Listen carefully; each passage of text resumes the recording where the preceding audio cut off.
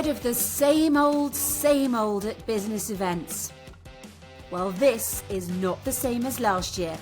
The podcast where we blow up the boring and lead the charge into the attendee-first era of business events. I'm Clare, Forestier, a business event MC obsessed with transforming audiences from passive observers into dynamic participants at events.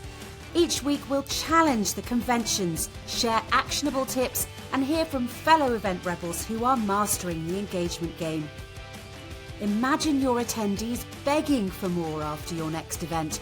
That's the magic of prioritising their experience. Ready to ditch the dull and create corporate events your audiences will rave about? Then you've found your tribe. Join the movement. Welcome to Not the Same as Last Year. Welcome back to Not the Same as Last Year. I'm Clare Forestier, a professional business event MC, and today we're looking at the human experience at events. I'm talking about every single attendee, their needs, their preferences, and how to make every ticket truly valuable. I'm calling this episode The Human Ticket, events where every attendee counts. As an MC who is all about engaging audiences and putting them first, I hit a wall recently. I attended several events as a guest, not an MC, and I left feeling, frustrated. They were basically the default business events, blue lights glaring, so much noise, acoustics that just shout, give me a migraine, not enough places to sit down outside of the lecture rooms, long queues for the toilets and for the kiosks serving expensive and pretty substandard food and coffee, plus a real schlep to get to the lifts. And guess what? Queues there too. Now, of course, we could ask questions there, but the place was really noisy. We had to use apps to do so, which meant that actually most of the attendees were just staring at their phones more than the speakers if they wanted to ask a question. Now, the topics were interesting and the speakers were knowledgeable, but the event itself felt really like a one-size-fits-all box that us attendees were forced into. Where was the consideration for different learning styles, accessibility needs, or really even basic comfort? And here's the thing, it's not just bad event design, it's actually bad business. But we'll come to that in a minute. Now, as the EDI or the DE&I panel is ubiquitous at pretty much every meeting I host in any industry, you will have been living under a rock if you don't know the term. I'll use EDI here, equality or equity. The jury is still out on the best E word to use, plus diversity and inclusion. But as I'm learning from pre-meetings I'm having with speakers ahead of a big HR event that I'm hosting this month, EDI is very much still a tick box exercise for many organisations. And I'd say that's pretty much the case in the events industry too. I mean, that's hardly surprising because, like most industries, the resolution of EDI issues is still being grappled with inside the events management field, let alone by the events its people organise. Or as a report into the subject I found charmingly puts it, the field of events management has been critiqued for being overly focused on operational and managerial concerns to the detriment of the critical analysis of power and representation, of which equality, diversity, and inclusion is an important aspect. Anyway, I digress. My message for this podcast is not trying to solve EDI in the industry. I mean, who do I even think I am? But it's to say to you, don't just think about inclusivity when you are doing your tick box EDI stuff. Because let me tell you, the reality is when you're looking at it as an acronym of compliance measures, you are totally missing the point. It makes me think of one occasion and a particular event I attended where a speaker was a wheelchair user and the organisers had ensured a rather ostentatious grand ramp was in place. Tick 1, accessibility issues at least considered. There were accessible toilets. Tick 2, accessibility issue considered.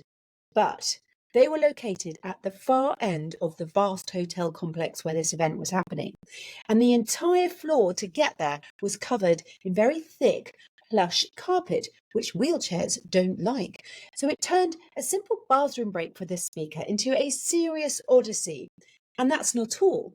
That accessible lift, the only one in the venue, was situated at the complete opposite end of the building from the toilets. That meant that not only did the thick carpets triple the speaker's journey time, but she had to schlep all the way back and forth across the entire venue from the event space just to access the lift, to reach the restrooms, then take the lift downstairs to the toilets, and then do the whole journey back again. And then all the way back again to the speaker hall. Imagine that frustration, needing a bathroom break and having to embark on a mini expedition within the venue itself. And of course, it added delays into the session she was involved in. And this is a prime example of why box ticking ain't cutting it. We've got to think about the humans in the event design and the reality of being any kind of human at your event. Now, we've imagined a crappy event in this podcast and the awkward situation of a wheelchair user at another event. Now I want you to imagine something very different, something rather fabulous. This would be an event that truly embraces inclusivity, a space where everyone feels welcome, feels comfortable, and empowered to participate. Picture attendees of all backgrounds and all abilities able to move around easily, energized by thoughtful presentations, wonderful conversations, and soaking up knowledge in a way that resonates with them. Great for your business, right? That kind of event. And when you prioritize the human ticket, everyone wins. Here's what I mean. You're going to get more engagement because when attendees feel included and comfortable, they are more likely to participate. They are more likely to ask questions and contribute to the conversation. And that means really it's going to be so much more dynamic. The experience will be so much more enriching for everybody when they feel heard and considered. What else does it do? Well, it increases attendance because a reputation for inclusivity will go a long way. People are drawn to events that make them feel valued, like their individuality matters. This means bigger audiences and a wider reach for the message. And of course, it's going to mean boosted brand reputation, because if you prioritize inclusivity, you're really going to be showing a proper, true commitment to diversity and social responsibility that goes far beyond box ticking. And this, of course, will translate into a really positive brand story and actually will attract partnerships and all kinds of things. Now, I mean, beyond basic consideration of those who describe themselves as neurodiverse or having a disability, I think that we need to think, for a start, just the needs of all humans who are going to want to have a break, enjoy fresh air, a quiet space, a less awkward way to network at events. So you may have heard of the term the curb cut effect, how if you address disadvantages or exclusions experienced by a group of people, you will actually be creating a better environment for everyone. And that's what I'm trying to get at here. So it's about stop thinking, oh yes, we'll organise an event as we've always done. And then, of course, we'll look at and make sure that we're meeting the EDI guidelines as best as we can. And it's not, okay, at this event, we've got to resolve all the issues with race, gender, sexual orientation and religion, obviously. But please don't just think, we've got lifts, we've got a quiet room with some dark lights, and we've got the rainbow flags up, we're doing the EDI thing. You've got to think more, does our event make the human attendee, every kind of human attendee, feel like we thought about them? Now, hold on. You might be thinking, Claire, I can only do the tick box basics. Anything else is going to be too complicated and really too expansive. Well, actually, no. It's about starting with intentional planning. It's ditch that one-size-fits-all mentality and consider the needs of a huge, diverse audience. My top tip is to use your pre-event communications wisely. That is going to reap dividends and really help you. Here are a few examples. Make sure you ask about accessibility preferences and needs of all your attendees in pre-registration forms.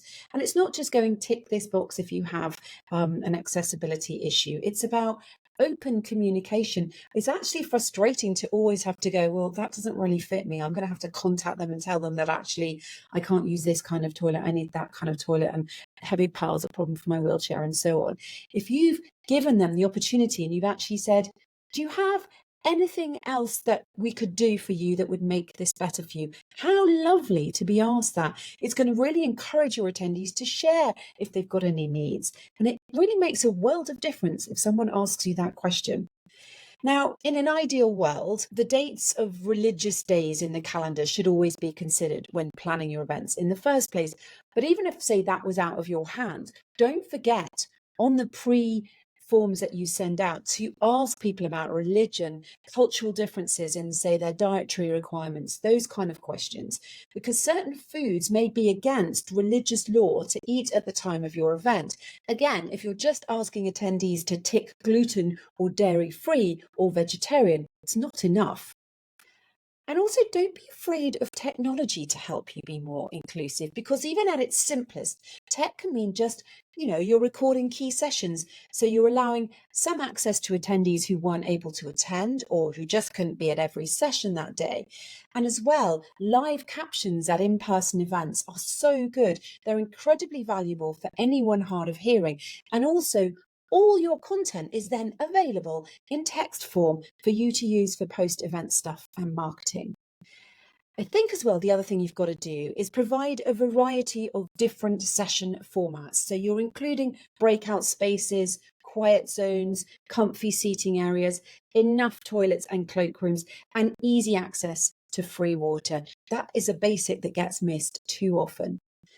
Of course, there are so many ways to make your events more inclusive, but today's podcast, my point was to get you to think on a more human scale, beyond legal compliance, for example, so that inclusivity isn't something you just cross off your long event list of things to do. It's a journey that you embark on from the beginning with every attendee. It is about really basic human kindness and basic human compassion, creating a space where everybody who comes is going to feel like they belong, whether you even know what EDI means. So until next time, don't settle for the same old tired event formula. Make your events human-centered and really just watch the engagement and the impact soar as a result. Event planning is about people, not programs or plenary sessions. So let's really create experiences that empower all your attendees to learn, to connect and thrive. Right, that's it for today. Hopefully I've inspired you to consider the human element of events and how easy that is to apply to your design. Tune in next time for my first guest of the series, Liz Lathan, as we talk about the magic of community in events.